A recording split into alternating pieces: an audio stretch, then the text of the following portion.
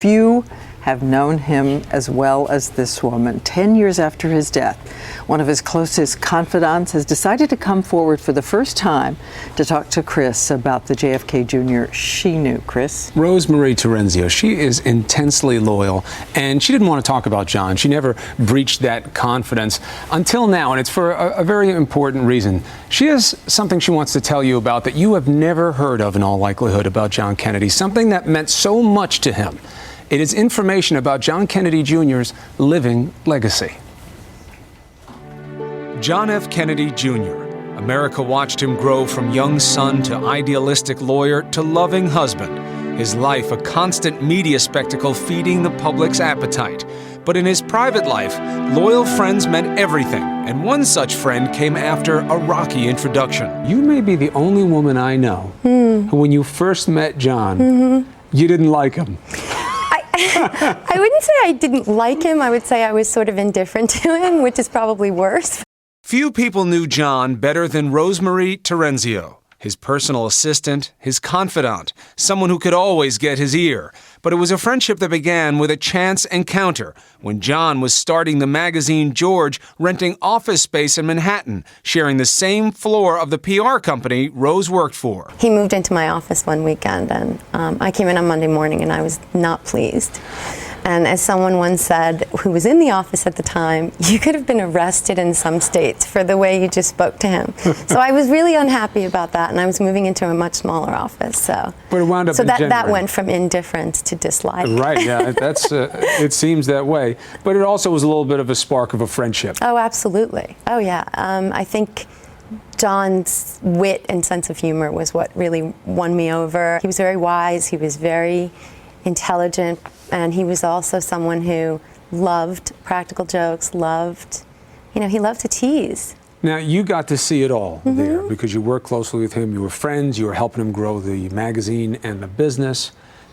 What did you learn about what kind of person he was and how he dealt with everything that was coming his way? Well, there's something about manners that go a long way, and John had impeccable manners, and it wasn't something that he thought about. He rarely made assumptions. He went into every situation, open, willing to listen, patient, and, he was very wise. That ill-fated day in July of 1999, the plane John was piloting crashed into the Atlantic off Martha's Vineyard. Rosemarie had been staying at the Kennedys' apartment in New York City when she got the phone call. I mean, that had to be very frightening. Yeah, it was. It was. And the only thing that I could do was to behave as if he were still there. How would I do it if he were still here? And as it became fact that he wasn't coming back, they were gone, the plane was gone, what was it like for you to deal with that? It was difficult. It was very difficult. You lose someone suddenly, you lose someone dramatically. It's very difficult. You're not prepared.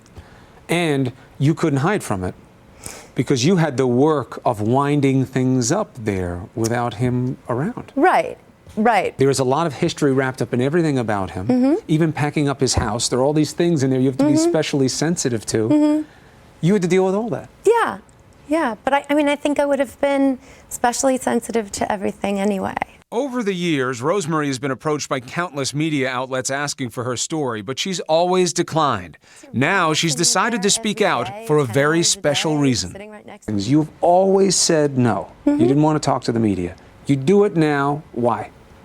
I think because it was really important to me to see that with the 20-year anniversary of the JFK Jr. Institute reaching up, I didn't think that there was going to be as great of an opportunity as there is now. In 1989, John founded Reaching Up, a nonprofit organization that provides educational opportunities to healthcare workers who aid the disabled. Today, his legacy continues and Reaching Up is stronger than ever. It's become the John F. Kennedy Jr. Institute at the City University of New York. And it was really important to John that this program survive without him, with him. And I think he'd be really, really proud of the work they're doing today. An idea central to the current dialogue about healthcare reform. John's idea was ahead of its time, a foresight that may have indicated a gift for leadership. There was always the big question about him. Would he follow in his family's footsteps? Do you think he had politics on the brain? I think that it was something that he thought about.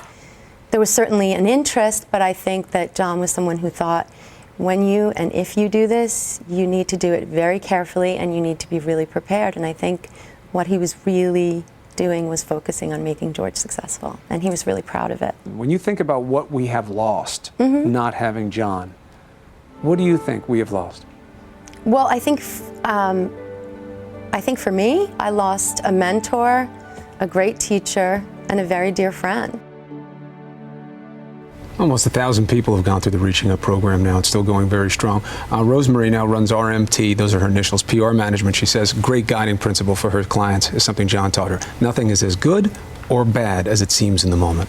Equilibrium. That's what he had. And grace. Oh, yes. And grace.